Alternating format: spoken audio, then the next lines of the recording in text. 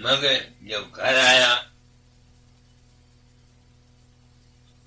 دادا جال نے کہا تیری اولاد نہیں اولاد پیدا کر،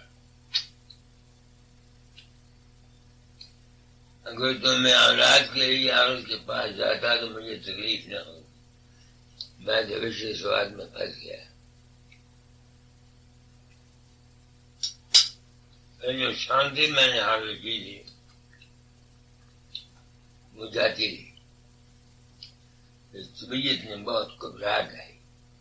میں چونکہ بھگت تھا، مالک کو مانتا تھا، تمبورا بجایا کرتا تھا، بس گاتا گاتا بے ہوش ہو گیا۔ اندر سے آواز آئی،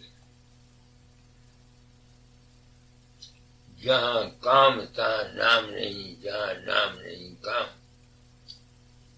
تم میں یہ عیب ہے۔